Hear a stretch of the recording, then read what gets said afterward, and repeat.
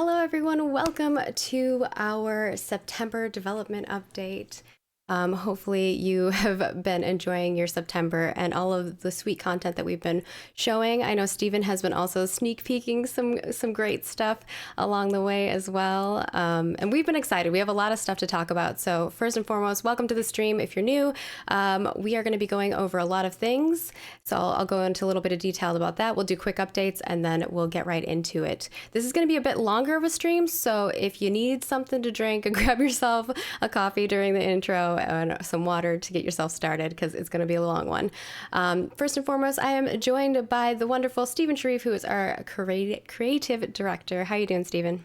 I am doing well. We have had a crazy month of testing and bug fixing and optimizations, but despite the tiredness, I'm good. Yeah, we all were up till I was up till midnight. I don't know how long you guys were up till. It was Oh, there was late. there was a there was a 7 a.m. night. I think I was up for 27 hours straight one day, Yeah, getting ready for extra life. I went to bed at 2 a.m. one time and you went to bed. I saw that you posted something at 4 a.m. I was like, oh my gosh. I was like, clearly I'm not needed here. I'm gonna go get some sleep so I'm functional tomorrow. And then of course I'm joined also by Jeffrey Bard, who is our lead game designer. How are you doing today, Jeff? Hi, everybody. I'm doing pretty good. We had a fun day last night. You'll get to see some of that. But yeah, doing good, doing great. Awesome. I love Yeah, hearing. we're really excited for this stream because last night we were able to record some additional 4K footage. Woohoo! Yeah, so hopefully you all enjoy that. And we will be uploading that as a separate thing too as well, right? That's the plan? Yes, so that's I believe that's being uploaded right now by Tristan to YouTube. It's going to go live, I think, just after the stream, so you guys can watch it there in its full 4K glory. But we're also going to show it on stream as well. Yeah, it'll be cool. So I'm just going to go over kind of like what we're going to talk about today. So we're going to do a studio update. We'll do some design, and we actually have a really long video for you that we'll be playing. We have our environment update, character art update, and a Q&A as well. So it's going to be a long one with a lot of goodies. I do have some quick updates for you all. So I'll just pop over to those. Just so you know, we did just wrap up our immersion dev discussion. So thank you all for joining us and giving us a lot of great content there. Toast has wrapped up that and sent over the compiled takeaways to our dev team. So they will be looking over that report. Our next one is going to be on housing and decor tools. So we were really excited to hear your guys' feedback on that. I know design is working on a lot of housing stuff. You're actually going to see some of that stuff here as well and some node relevant stuff. So definitely give us all of the goodies and details on that front. Beyond that, we do have, we put out a really cool coloring book, and you all have definitely submitted some really neat coloring book submissions, so we wanted to spotlight. It's so cute. Yeah, we wanted to spotlight some of those. So here we go. I'm just going to show a couple. Thank you for submitting these. Some really crazy colors. And then last but not least, people have been asking us about a Halloween contest, and we're not going to give you all the details yet. We'll have an article that will have all the information, so go to ashesofcreation.com/news. But we have our Glorious Gourd contest coming this October again, so stay tuned. We'll have all the details on what you can expect on that front here soon.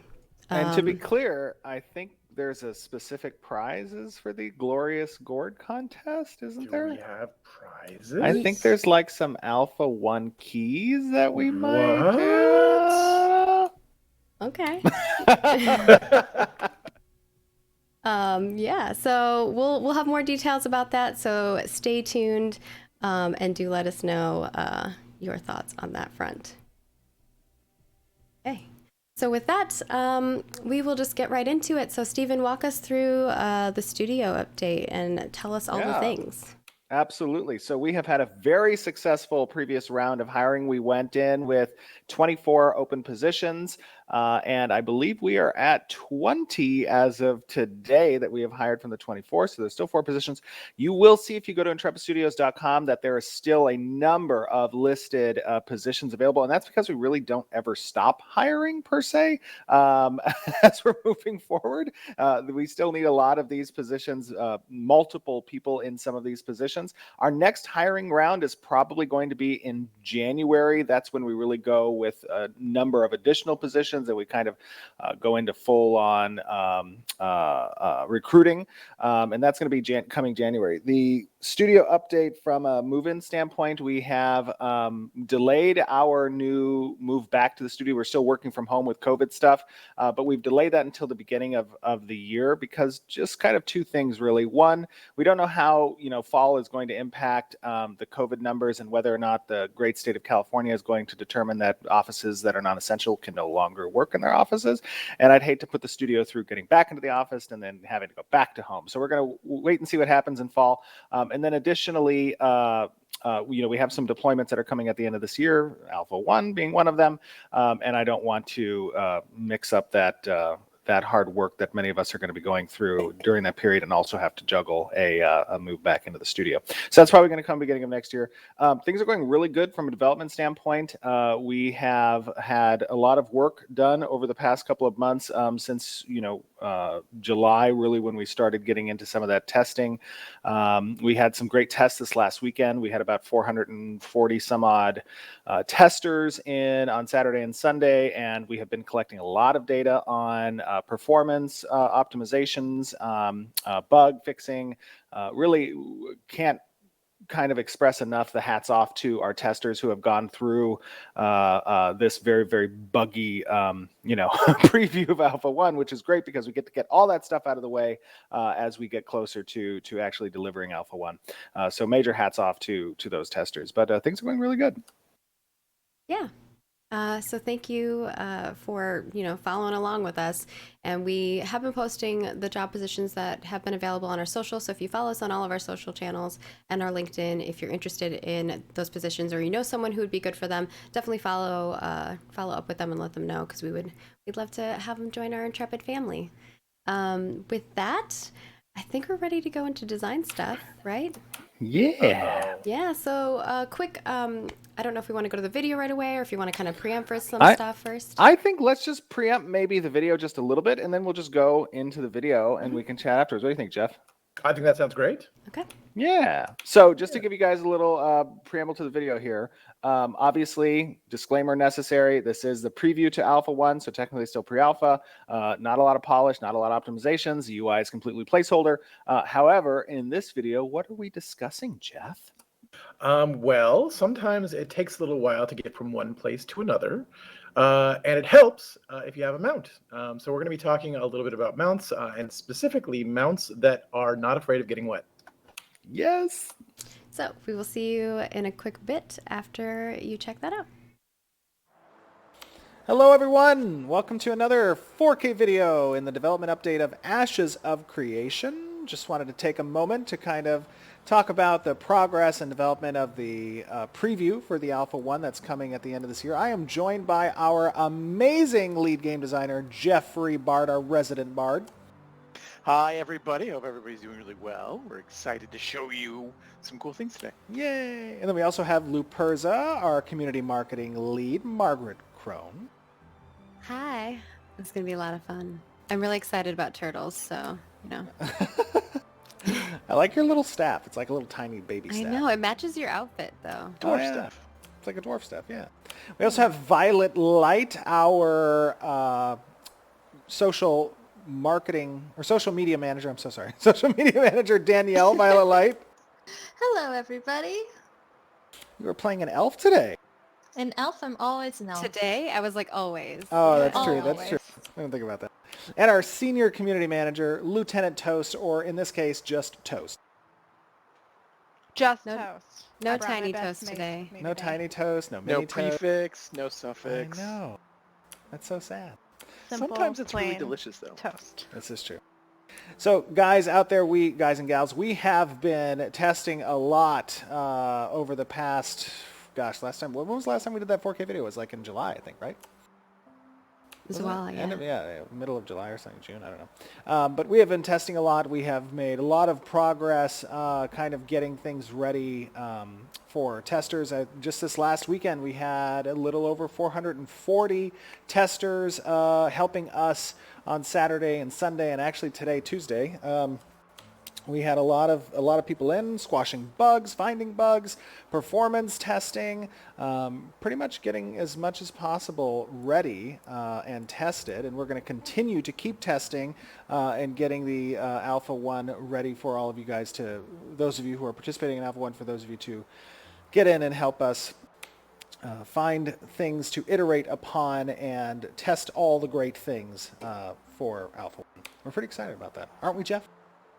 I can't explain exactly how excited I am. It's one of those things where, stuff goes live and kind of everything kind of breaks loose, and it's fun and exciting, and it's like riding a horse. It's great.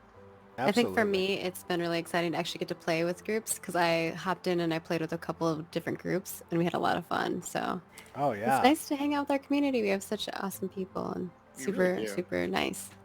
Yeah, we do have And they've been so patient with us. an Yes. amazing community. Every time, I have an opportunity to interact with you guys out there in the community, I'm reminded yet again why we are doing this, and really what our motivation is to bring you guys an awesome game, something that you guys can be proud of and we can be proud of too. So we appreciate your support. We appreciate your guys tuning in to our monthly live streams and jumping on our social media and interacting with our amazing community team, Danielle, Sarah, and Margaret. It's a great pleasure to see you guys involved in the conversation and the discussion, giving your input, giving your experiences. It means a lot to our team as we go through that stuff. But what I'd love to do today is talk a little bit about mounts. Yay! Is this where I get to Yay. finally ride my turtles? Oh, should we ride turtles? So, okay. Well, before we get into some turtles, The suspense. let us discuss a little bit. Actually, let me turn my UI on. By the way, our standard disclaimer, UI is placeholder. A lot of things need polish. So keep that in mind. There's really been no polish, and the UI is placeholder, and you might see bugs. So yes, but but getting a little bit into mounts.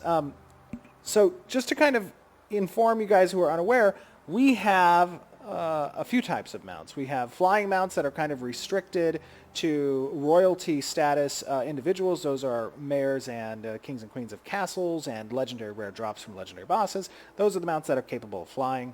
You may only ever see 10 to 20 or so on a server at any given time. And then we also have our land mounts. And land mounts come in three specific tiers. And each tier kind of has additional benefits. Those mounts have abilities and they have skills that kind of get leveled up with the mount. And they can potentially glide. They can do cool roll effects. They can just kind of do a whole interesting amount of things. And that's really tied to our animal husbandry system.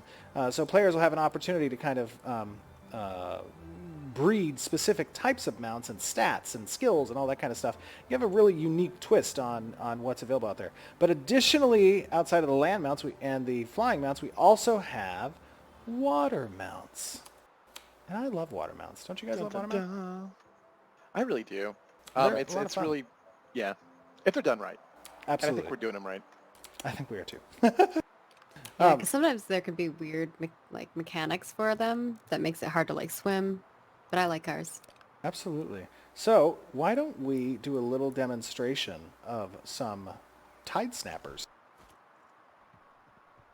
What do you Gotta think? give Now, ourselves some what's space. a tide snapper exactly? What is a tide? Oh, there we go. We got a tide snapper. That. Here it comes. Oh my gosh, we have multiple tide snappers. I'm just going to kind of walk next to you guys. So as you can see, the tide snappers, Slow. yeah, the tide snappers are relatively slow unless they are fully submerged within water. And as you can see, they're not really in the water quite yet. Oh, there's a little spurt of water. Oh, another little spurt of water. And I'm kind of in some weird water. I love It's the cool, foam refreshing right water. here. Yeah. Is this wave of foam lapping up on the beach? It's so beautiful. Oh, there's I'm a coastal frolic. free. All right, let me jump on a tide snapper as well. Here we go. So as you can see, it's super slow on land, but once you get into the water submerged on an aquatic mount, you actually pick up some speed. Wait for, oh, I'm walking. I'm still walking. I was like, why am I not going fast? There we go. Yay, and you can go under the water. Oh, we're under the water. This is amazing. I feel So, like a Steven. turtle or a mermaid or something. I'm into it. I'm definitely Watch gonna your breath. drown. I know. Yeah, don't drown. Let me just, We've done a few takes. Yes. You gotta I've show died. them the barrel roll. The barrel roll? Yeah. Oh, don't look at that. All right, don't do a barrel roll. Ready? Hey! Hey, that was good. So, I mean, you know, some of the great things about the aquatic mounts is there's a lot of sea content planned in Ashes of Creation. And that sea content will include ships of different classes. It'll include raid bosses and treasures and underwater dungeons. And all of these things will be made much more accessible if you are atop an aquatic mount, like this amazing Tide Snapper. What are some... So- Oh, so go ahead. I know a lot of people have questions like, will aquatic mounts be able to go as far as like big ships can go and things like that? So yes, aquatic mounts will be able to fully traverse the naval areas in the water areas in Ashes.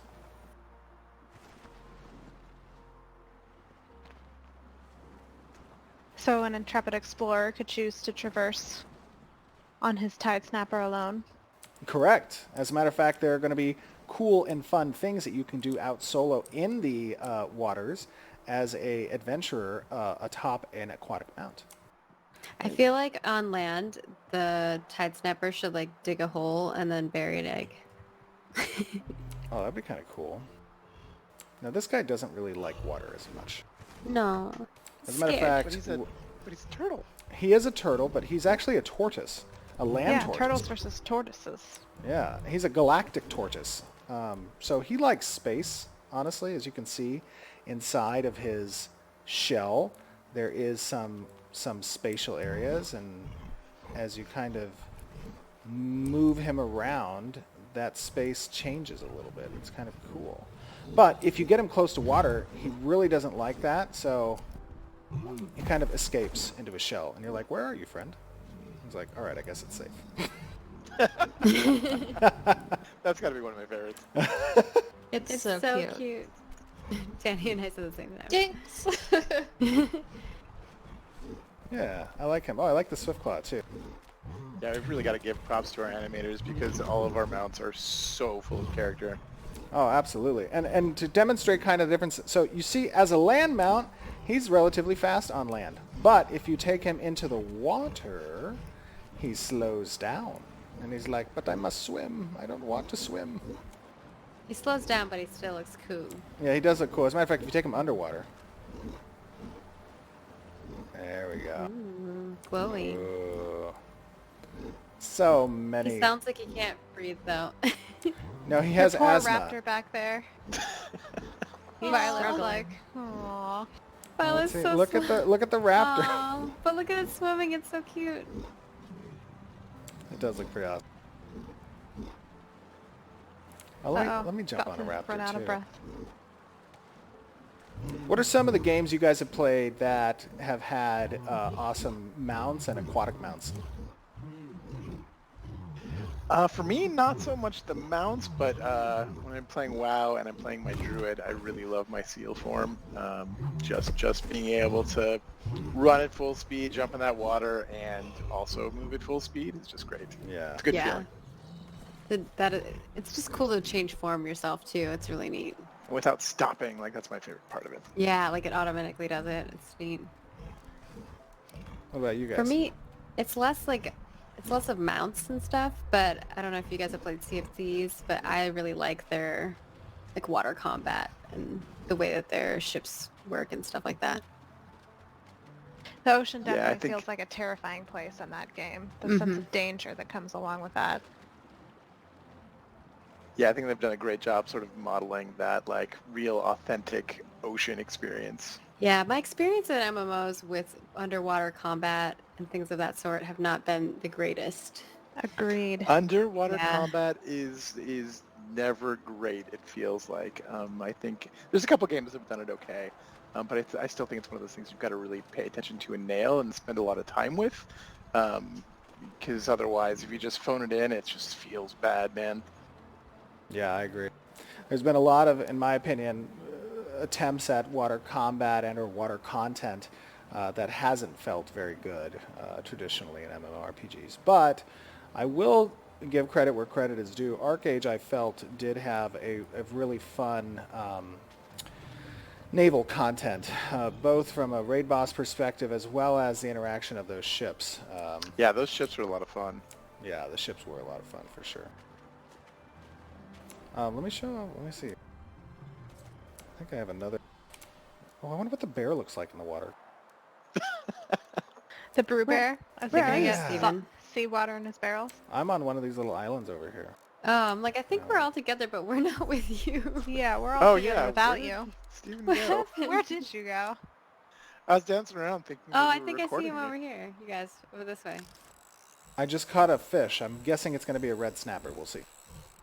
Ooh. I could feed it to a tortoise that's approaching. Yes, my tortoise is hungry. Do I have a bear? You can get a bear. Well, let's Yeah. try the Day Strider first.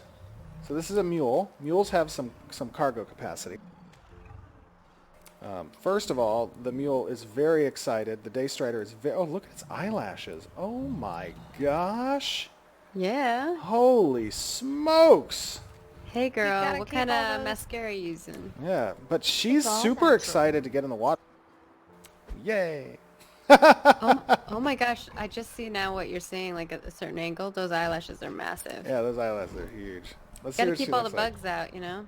Mm-hmm. Oh, question. she's I super know tall. that someone had asked this before, which was, will different mounts have different speeds?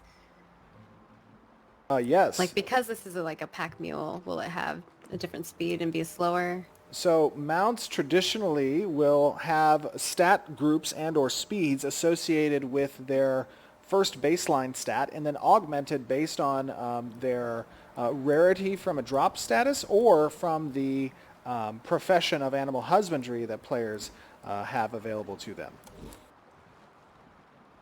What kind of things will they be able to control in regards to animal husbandry and creating those mounts?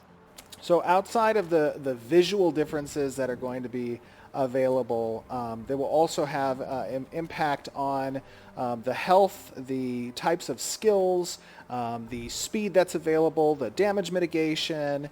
They'll have influence over, I think that's primarily the main stat groups. I guess, from a combat perspective, they'll also have influence over the traditional stat groups. So like their combat effectiveness, accuracies, the level of damage that the skills can do, that kind of stuff. Let me see if I can find the bear. Hold on. Don't worry, I'll just be here fishing. You should have a bear poke. Do I have a bear poke? I think I have a bear. Hold on. I have tortoise. I have tide snappers. Oh, brew bear. Got him. Got him. Let's take him out. Oh. And he's swimming. Oh, he swims funny. He's like stretching. It's like, what do I do? Let's take him underwater. Aw. Oh, that's great. I like his little swims. Oh, that's so It's like cute. he's trying to Yeah, climb through that the is cute. water. I'm like, what do I do? You need to get my beer. He's like, let me out of here. Yeah, my It's rum like is a getting giant tainted by the doggy salt water. paddle. Oh, it's kind of prancy. I like it. Let's try one more. I think I have, I think there's a... Let me see here. Do you have our little otter boy? Which one? Tidebreaker? Yeah, the tidebreaker. The tiebreaker. I was on the tiebreaker, I thought. As a tide snapper. Yeah, tide snapper. Tidebreaker is the Oh. like otter one. I don't have the I don't know if that tiebreaker. one's in here. Yeah, I don't know if it's in this build. It might be. I can try to give myself a tidebreaker. Hold on. I feel nervous now. It's gonna be like some monstrosity that spawns. Have we tested this before? Oh, I don't know if we have. That's a very good question. Yeah, I'm gonna Guys, go around we're the gonna... corner. Oh, yeah, go around the corner. Just gonna hide. If we see like a giant tide snapper from behind the cliff. All right, Ooh, I am going to... dragon. I'm going to attempt to I'm summon trying to make the my dragon tidebreaker. swim. Does it swim? Oh my gosh, it does I'm swim. gonna The dragon does Here swim. we go. Oh, Dragon look is at it. swimming. Let me go look at it. Oh, Oh, that's yes. pretty. Swim with it. Swim. The wings are a little weird. I don't think they're done yet, but No. it's cute.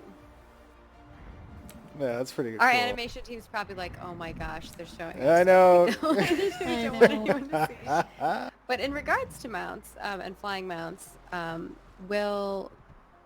you expecting them to be able to swim at the same pace as like other creatures in the water? So, no. So aquatic creatures in the water will have the absolute best speed and performance and water-specific skills. I see Jeff's over here. Yeah, we're creeping on him. It's like he's got to go pee, so he's like hiding behind the rock. Hang on. I have a tide snapper and I have tide snapper. I tried to give myself the tide breaker, and that did not happen. That's okay. Yeah, so that's not available. Yeah. But there's a lot. I mean, Ooh, just not to, letting me. to give you, yeah, go for fish. There's I mean, guys, just to give you again an idea, you know, Ashes has a lot of obviously complex systems, but they're all intended to provide the players interaction points, basically agency over, you know, how your world exists around you. And that includes the types of animals that you can have as pets and or mounts through the profession of animal husbandry and the acquisition of these things. And they're diverse. They're not just, you know, monolithic mounts. There are specific mounts for specific areas, like the aquatic mounts or the land mounts or the flying and gliding mounts. These are all obviously very important. Oh my God.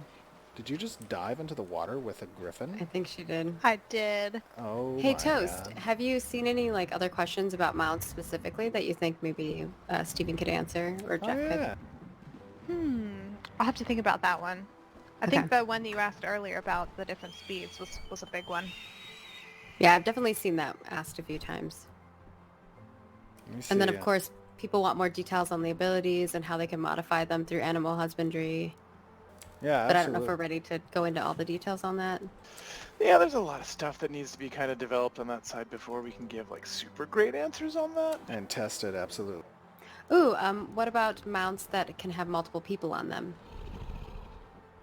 The group mounts, absolutely. So that was a part of our, I think a part of our Kickstarter stretch goals was the group mount.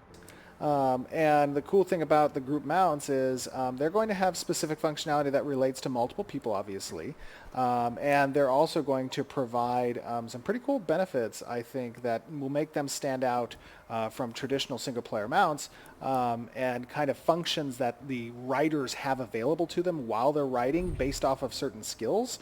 So like normal mounts, single-player mounts will have specific skills that you level up that pertain to you as the writer, whereas the group mounts will have specific skills that can only be utilized by characters who are currently in the seat of a passenger position. So there'll be unique passenger positions that have correlating skills. Let me see if I can dive down. Ooh, there we go. Yeah, I'm swimming on this guy too. He's just like, I want some fish. Feed me. Now I want to like create a serpent, like a big serpent creature. Like a water serpent? Yeah, like a big water Ooh. serpent. A Leviathan. Yeah, Leviathan. That was funny, yes. Jeff. Yeah. So I think it's pretty cool. You guys have anything else you want to chat about with the mounts and whatnot?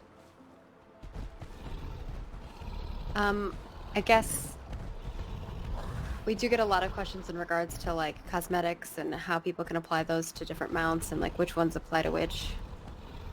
Yeah, absolutely. So as you guys know, we do absolutely zero pay to win whatsoever, and we'll never have pay to win in Ashes of Creation. However, with that being said, when you have a cosmetic skin that applies to certain mounts, you must achieve that base mount first in the game. So we're not actually, selling power or anything like that, or you're not achieving, essentially these cosmetics to replace the in-game achievement.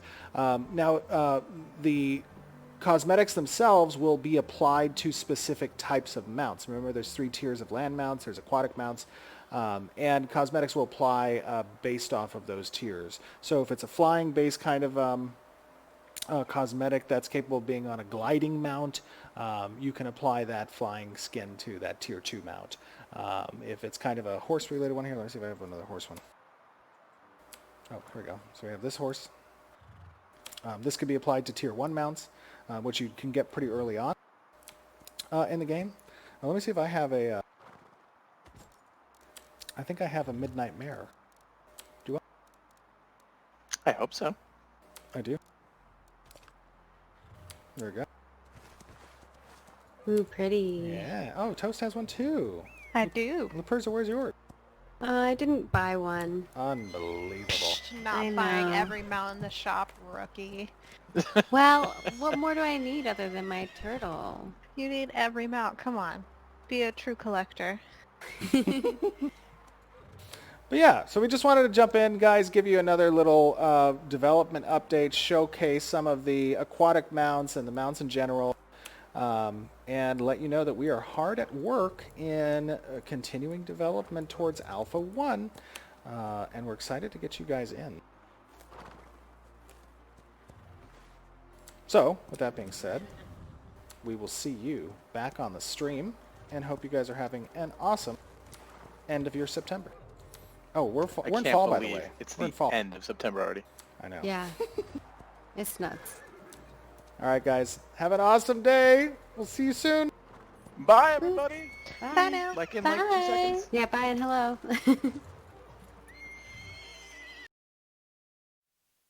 All right. With that, we hope that you enjoyed a little bit of content about mounts.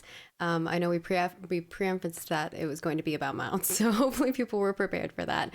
But there was some conversation. I hope that we answered quite a few questions that you guys had throughout the stream in regards to the mounts specifically. And like I said, this is going to be a long stream. We got a lot more content to show you all. But in regards to the underwater viewing, people were having questions about underwater visibility and what that's going to look like. And I'll have a further question after that. Yeah, so absolutely. So there's a few things to know about the underwater visibility. Obviously, this is a very first pass approach on the ocean, both shader and the post-processing effects that occur when your camera moves under that shader. There are volumes that exist, and the post-processing is essentially adding like a distance fog, out in the water. It's adding a little bit of a blur effect. Those things are going to be revised and perfected as we move forward, just like all the art, as you've seen, over the past couple of years in progress we've shown. They'll get much, much better. So this is kind of the first stab at it. Brian Gans and Tristan Snodgrass, they did a great job with the initial implementation of this water shader and the ocean shader itself, but it'll have a lot more work done to it. Yeah, and then the next question is obviously, will there be underwater combat or mounted combat? And I think we've kind of answered some of this question before, but I know there's a lot of new people in the community, so if you don't mind reiterating. Absolutely, yeah. So there is underwater combat.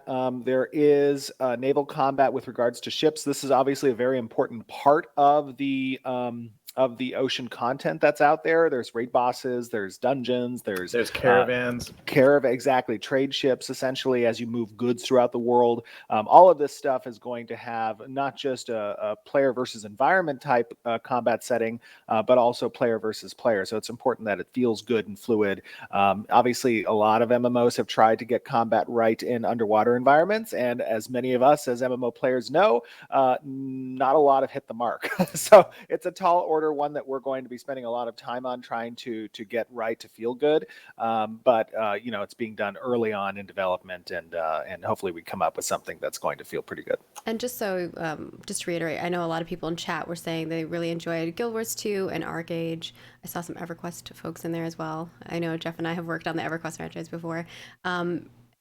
I think it's just very interesting to see like what other people think and like what you guys like too. So if we were watching the chat, we enjoy hearing it. And of course, you can always join us over on our forums, over on ashesofcreation.com /forums. So you can, so you can go check it out over there and give us your feedback. We always love reading that. Toast does a great job of putting together reports. So thank you. The next question I have here is also if people will be able to craft / make items that allow them to see better underwater. Probably not see better underwater. You will obviously have items that you can create, craft, and or that drop that will improve mobility in water, potentially speed in water. There could be buffs for underwater breath. There, a lot of mechanics there, but I don't know that we'll probably touch the visibility component of it. Yeah, probably not. I mean, the blurriness you saw is just a factor of kind of where do we want to go with it. We're still playing with it. We're trying to figure it out. But I think that visibility is going to be a thing that we want people to have like an even Steven kind of experience with, right? That people aren't necessarily going to be able to see farther than other people based on what their equipment is. Cool. All right, should we move on to environment? We have a lot of other Yeah. stuff. So moving on to the wonderful environment team, they have a lot of stuff for us today. The first thing I'm going to show you are some concepts and then the actual models. So I'll go through these pretty quickly, but we are showing off a lot of the housing stuff as well as node leveling up and what you're going to see in those node houses and things of that sort. So Stephen, if you guys want to talk about that while I kind of cycle through all of these, that would be great. Absolutely. So you see here a bunk bed. As you know, there are family For systems. two dwarves. For two dwarves, exactly. There is a family system in place, and furniture is an important part of the housing system.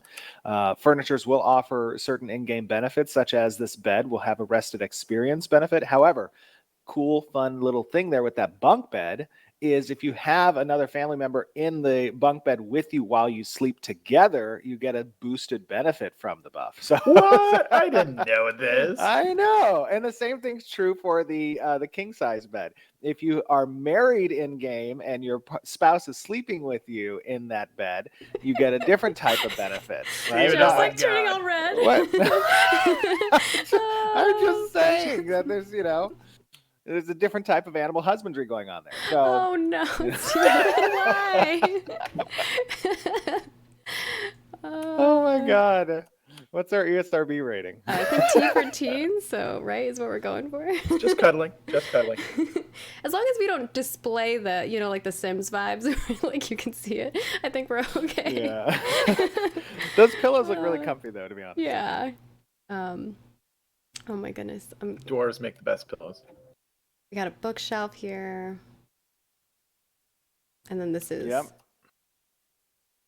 the in-game Got some versus. bookshelves. These are great. I think this is Adam Will that did the bookcases and maybe the furniture as well. I believe I'd have to go look at who Okay. it was. But on they the thing. did, whoever on the environment team did a great job with these. They capture, I think, the type of visual aesthetic you would expect from a Dunir traditional dwarven type of furniture. Now when I see the single bed, I'm sad for them. Well, No buffs for you. No buffs for you. I know they But you get get buffs, rest. just You lesser. get rest XP, right, or something. Yeah, they don't have the potential to create children, right? And the children is part of the orphanage system. That Stop with the orphanage. Then when a node gets siege, when a node gets siege and the house, your is, house is destroyed, destroyed. your child that you created via the bed actually gets put into an orphanage. No, He said this a million times. Like he's really trying to sell Jeff and I were like, no, this is bad. Oh I'm my sorry. God. Oh, my heart. Are you sorry? I'm just messing. I'm sorry. Oh, I know you're just messing. So yeah, lots of cool items. There's so many more items being created, and obviously this is like dwarven sets. There's a lot of all the different races that you're gonna see, but we just kind of really wanted to show you guys some of this stuff. You've also seen some concept art of some of these, but now you're seeing the models from our previous episodes of our development updates. So if you've been following along with our journey for a long time, you've gotten to see all of it. Maybe we could do like a montage whenever we launch of like the journey. I really hope so. That'd be really cool. I think I would really like that.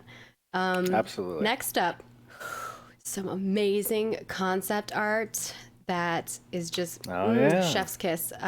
So if you want to talk a little bit about kind of what we're going for and all these different pieces, I'll walk through them.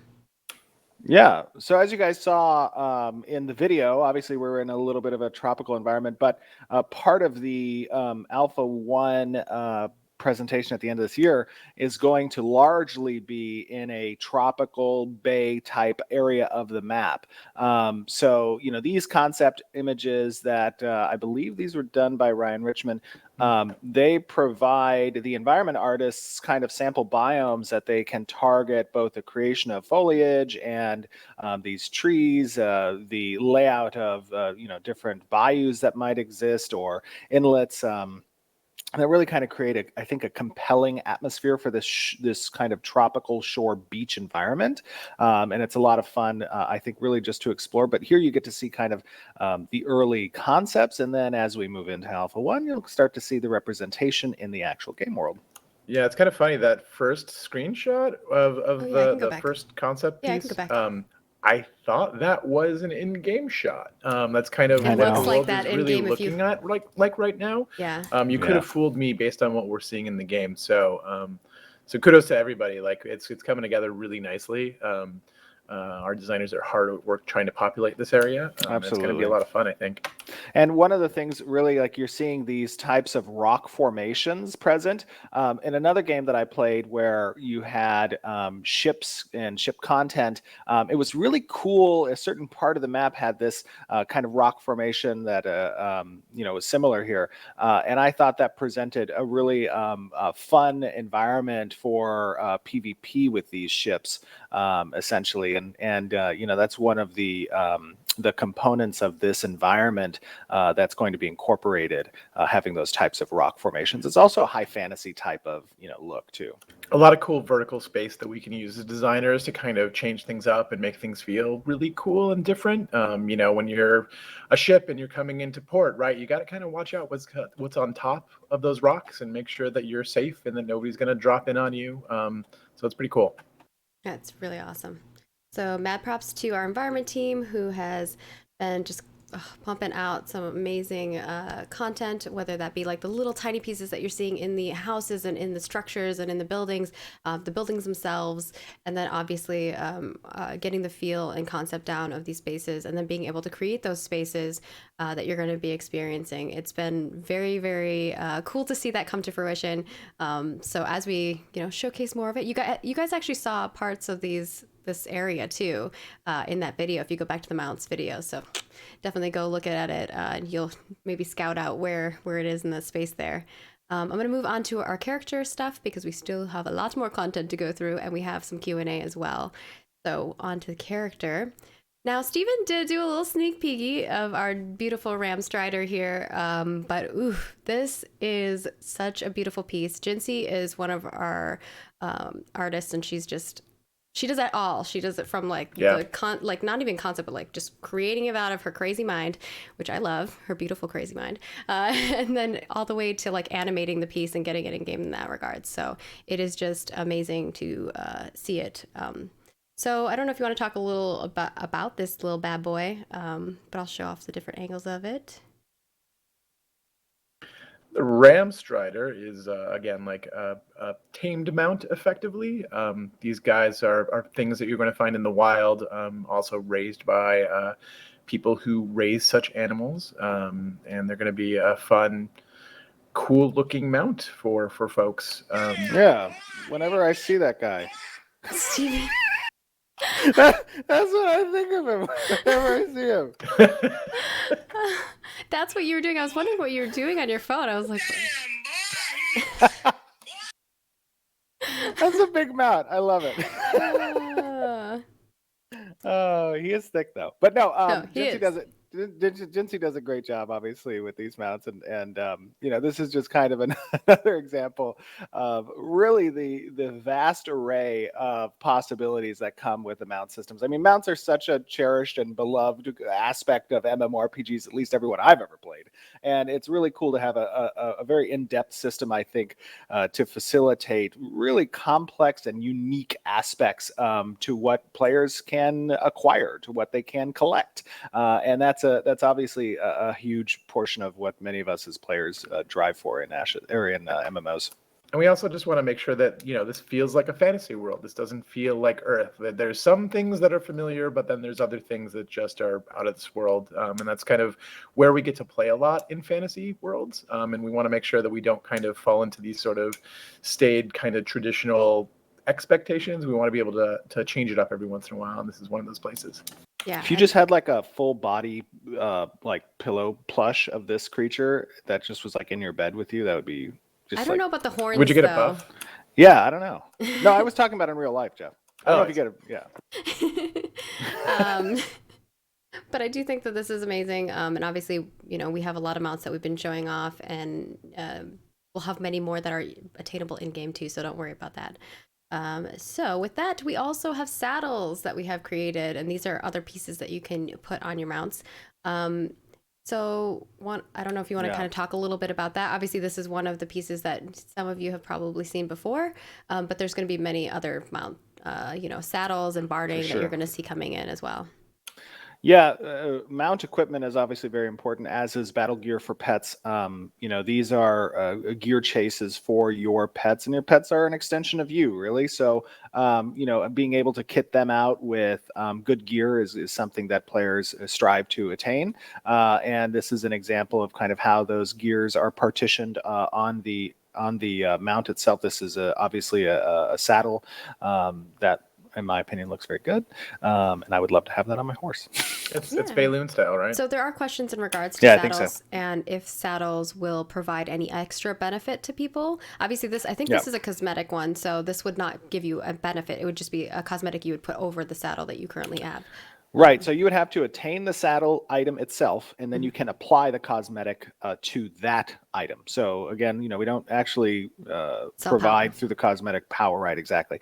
Now, all gear has stat modifiers, so they adjust the stat of the mount and or pet, and then additionally, some gear based on its rarity will add additional effects. That could be a base increase of speed for a particular piece of set, or could be damage mitigation for the saddle and or body armor. Those types of things are going to be present on more legendary gear and equipment.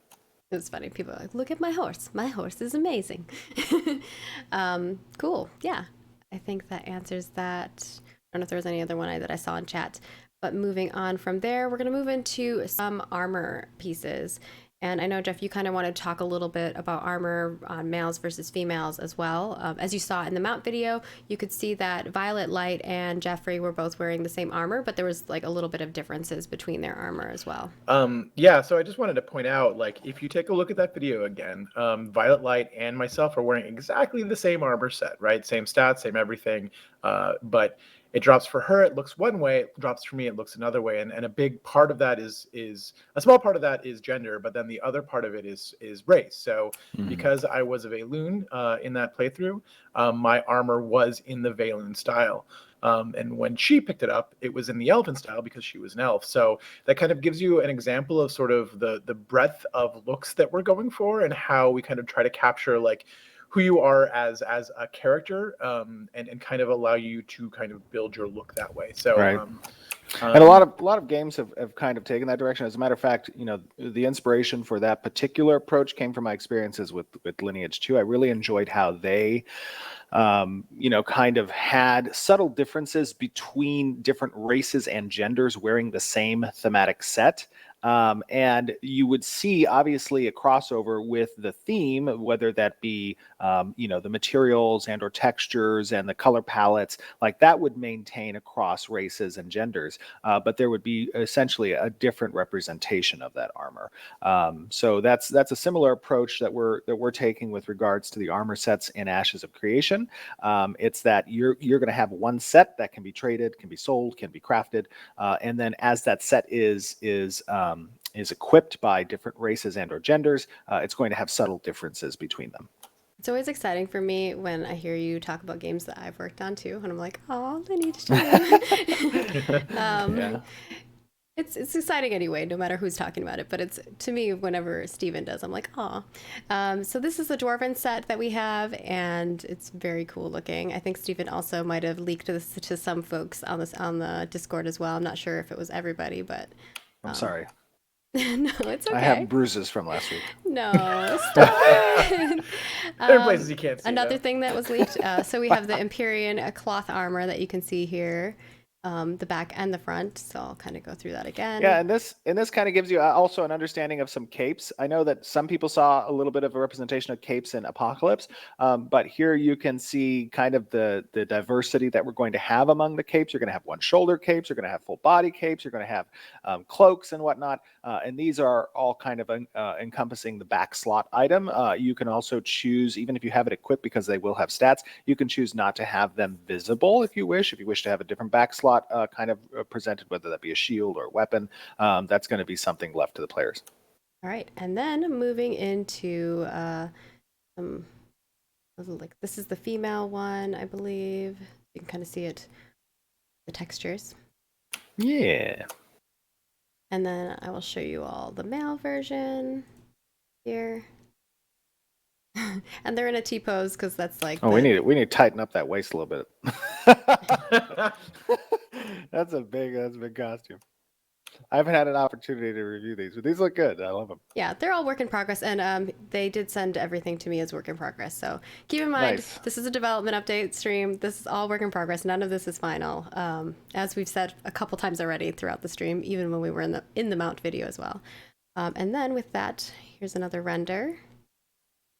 This is Valoon instead of Empyrean, whereas the other one was Empyrean. So we showed you Empyrean and Valoon now. And Yeah, I love this.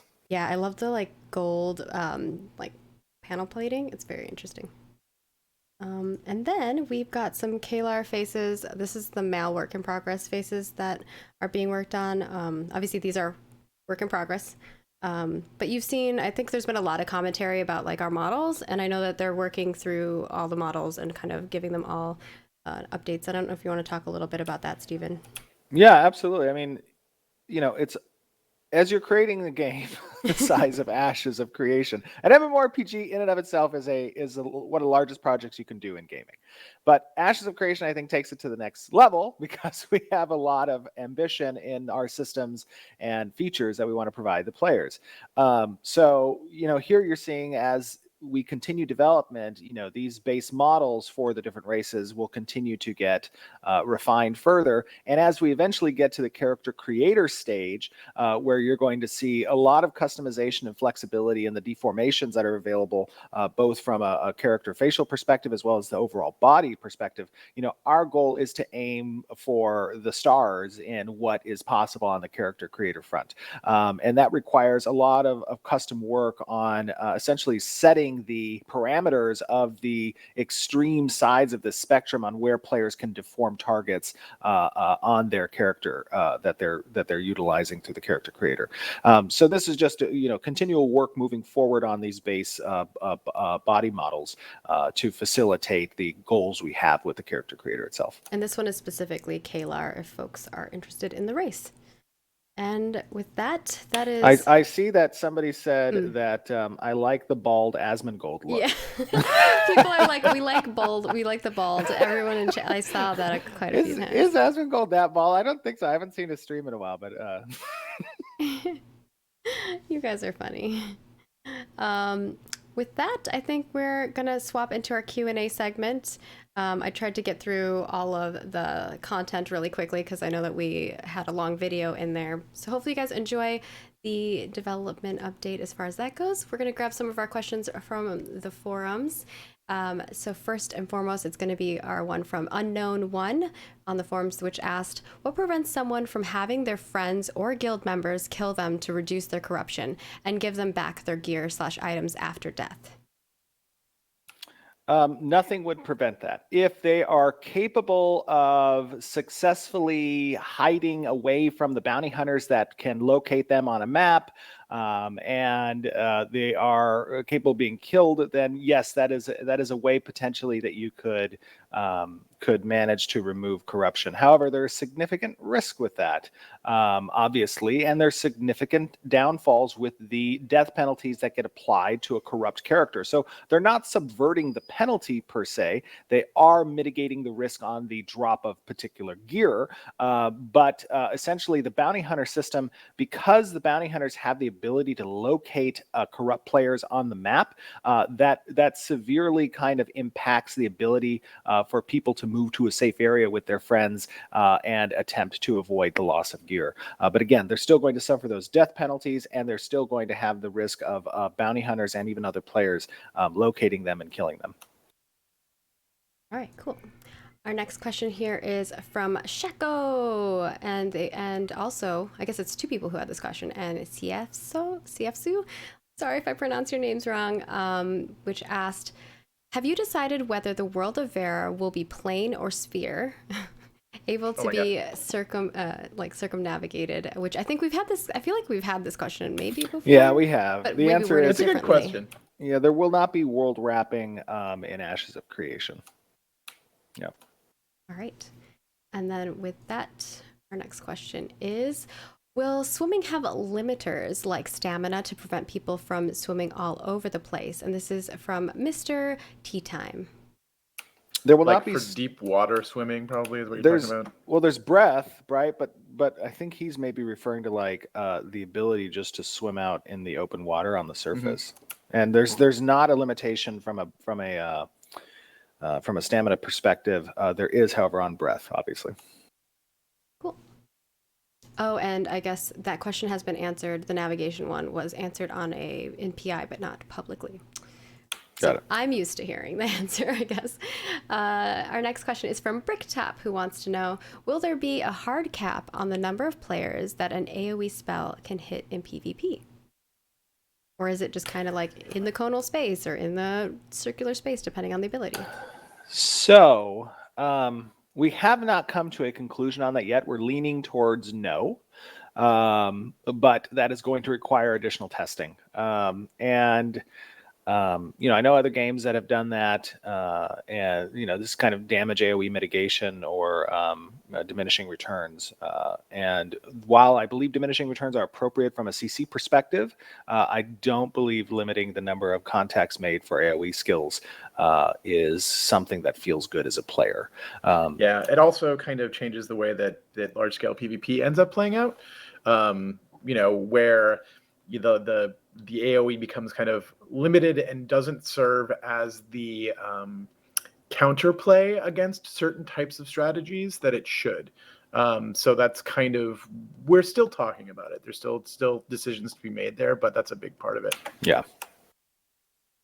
And a Waste wants to know, will players be able to party duel in addition to 1v1 duel? I don't see why not. I like the idea of having group versus group. It's essentially just extending that flag out to the active party members. There would be some complication, no, not complication, but there would be some additional logic necessary if the player were to drop a party per se in the middle of a duel. But I don't see that as being too difficult. So it's something that's on our radar. Yes.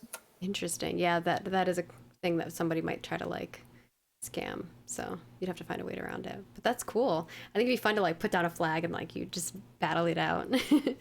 Our next question from Jalan is, if your node is at war with a node your guildmate lives in, does that stop you from being able to party with your guildmates, raid, and defend your castle if the defensive siege happens during the same period as the node war is happening? So it won't prevent you from being able to party, and it won't prevent you from participating in co-events that are present. So if the guild affiliation, if the desire of the player is to participate in events, they can still do so, but they'll have to be cognizant of the fact that they're flagged for war with each other. And Zenmara. And oh, by go the way, ahead. that is subject to testing and change. There are some complications. Obviously, the affiliation tier, the affiliation structure is complicated because there's so many what we call pseudo factions. Essentially, being a non-faction based game is, in my opinion, great, but you need to provide the opportunity for two things: one, for pseudo factions to form, and two, for soft friction to occur between those pseudo factions. Right, and that's what compels players to engage in these types of you know, decisions of friend or Conflict, foe, yeah. right, and that can help to instigate conflicts, but because of that complexity in the affiliation system, there are going to be some oddities that form between different affiliations that you may have and how they can be at odds with one another. It's kind of the philosophy of the friend of, or the enemy of my enemy is my friend kind of a theory, right? So we have to play with that from a testing standpoint, and that is subject to change, but it is something that is obviously at the forefront of our minds when it comes to that component. And I would like to preface that all of the content that we put out is subject to change based on testing, not just that one piece. That's yeah, sure, yeah. Some We should things are have that. closer than other things, but yeah, like Exactly. we haven't done the full large scale testing yet. That kind of will allow this stuff to kind of fall out, and we'll start to see where the problems are and what we can do to fix them. So Yeah, for sure. stay tuned. I think we did we do the naval one? I can't remember. So our question from Zenmara is, will naval combat be included in the siege aspect of seaside nodes with harbors having both defensive and offensive capabilities? Yeah, I've answered this in the past with regards to nodes that are near the coast will have harbor hooks that develop alongside the node's development. Those harbors will provide obviously ship construction locations. They'll provide specific sea-related content and questing. And during a siege of a node that has leveled that harbor up, there will be objectives for the attackers to and the defenders to be cognizant of during that siege that reside within the harbor. So there's an opportunity there for ships to engage in part of the siege components when it comes to these events. Okay. And then our question from Kals is, if crafted items will be on par with best in slot items, does that mean we will craft legendary quality gear too? Yes. It's going to require legendary quality crafters to do it. Yep, and legendary quality materials. Sure has it. Dark Furia wants to know, will gear only have a limited number of times it can be repaired? No. Gears can be continually repaired. The idea behind the decay system for gear is not to make it, a background thought, as many MMOs I've experienced in the past have done with this trivial, gold component cost of repairing that gear, and that really doesn't scale well. But instead to make it more material based, whereas materials are obviously going to be the life force of the crafting system. As long as we are capable of placing that additional burden of demand on the material systems, that will also help to contribute to the life force of the gatherers and the processors, and helps to just continue fueling that economy. And then our question from Nico Tulo wants to know, can tab targeted abilities be augmented to become action and combat abilities and vice versa? I think some can, right? Not Probably really. not. No. So, I That'd be mean, good. obviously, there's a complexity layer that exists between balancing action-based abilities and tab-targeted abilities. Now, some abilities, when advanced with additional skill points, can change some of their targeting Yeah, mechanics. that's what I was thinking. But that's not going to be a simple flip switch where I get to choose at any moment, hey, I'd like to have this ability be an action ability outside of its tab ability. You'd have to progress the specific ability to a stage where it allows for that. Right, Jeff? Yeah, and then also we don't want to necessarily mess up somebody's experience based on what they're expecting from a given ability, right? So we want to make sure that the functionality of the ability makes sense in its progression so that it's still usable by the person who wants to use it, right? Then I'm going to ask 2 bonus questions as well because a couple of these. Bonus questions? Yeah, because Oh my Stephen had God. mentioned that some of them were he'd already answered, so I want to make sure that we just cover it. So Parsival or Par 551 Fall wants to know. I'm assuming it was trying to be lead speak. What a character's cloths. When a character's cloths or cloths. Clothes. I don't know why I'm saying cloths. When a character's clothes are affected by the environment, is this just cosmetic or will it change a character's resistances? When a character's clothes are affected by the environment? Yes. Is that Is thing? it just I cosmetic? don't even know what that or will means. it change a character's resistance? So in a past stream, you had talked about how if you're in a cold area, that there may be potential for like abilities to have effects based on Oh, being sure. cold. Yeah, But you I can don't have know climates. if there has been specifically armor that will have effects. No. I don't Yeah, no. think so. There are climate effects that occur from a buff standpoint. They can also affect skills. Like let's say you're using a frost bolt in a winter climate. There's the ability for those effects to be enhanced and or stronger in those climates. But I do not understand or I think So I Sarah's think that saying at one that point, Toast is saying that it's because someone was saying that armor got wet in another video that we had. Like you came out of the water and it looked wet. oh no. I think we No. talked about this in a live stream a long time ago, where we have the ability to like make a thing dirty as it's being used. But Ooh, that was yeah. not something that we were ever talking about as like something that's So it's really just going to be it's functional more Right. in the game. cosmetic. Yeah. And that's probably not a direction we're going to go. Right? And we're It's- probably not it's- going to have the dirtiness either, because from a performance standpoint, it is really a multiple on the on trying to render as many clients as the client has to render. That's a little more difficult, I think. You have to Yeah, so render the there dirty isn't people. going to be like clothing or armor that changes based on what's going on in the environment. Yeah. All right. And Dark Next bonus question. Ooh, got loud there. Dark Tide wants to know, will there be a guild audit log in-game or exportable that shows who leaves and joins, /promotes, kicks, etc.? Yeah, one thing I cannot stand as a guild leader in previous MMORPGs is when you log in and your guild count has changed and you have no idea why. So it would be great for us to, and it's perfectly possible because we keep those logs ourselves anyways, for us to provide the guild leader and or officers with a log of events that occur. That includes deposits, withdrawals in the guild bank. It includes promotions. It includes kicks. It includes leaves. Those things should be available for the guild to see. Yeah, and I know I've talked to Toast a few times about doing some more guild-oriented community things that we'll be doing in the future, so stay tuned for some of that content. Or sometimes they will be like things where we'll kind of get a bunch of people who are interested in talking about guild stuff together. So definitely stay active on our social media. It's right below me at Ashes of Creation and all the places. We'll let you know.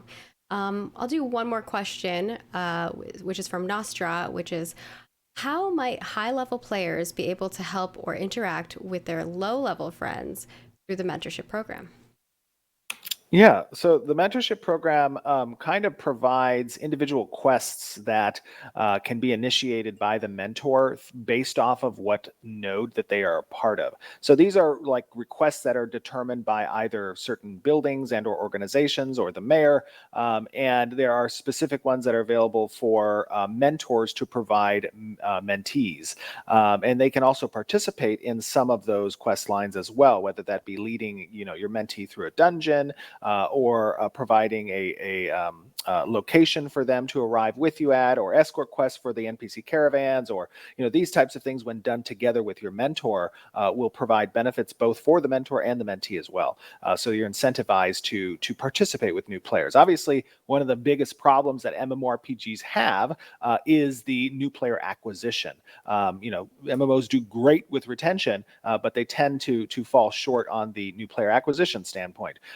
One of the ways that the node system addresses that is a large portion of the initial nodes in a game are going to grow mainly around the introduction points around the world. And because they change the spawn tables and the area around them, it keeps it relevant for the later stage players to be returning back to those nodes, which, as we know, a large portion of MMORPG's experience is the social experience. And the reason why traditionally MMOs have had a bad time from a new player acquisition standpoint in the past is because new players join an empty starting area that's no longer relevant, and the base player population has moved to kind of an end stage kind of level.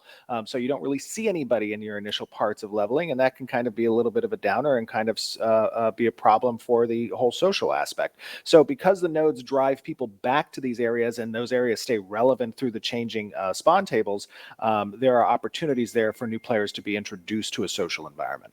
Yeah, and I just wanted to add, like, the structure of a node itself is kind of agnostic in terms of what your level is, right?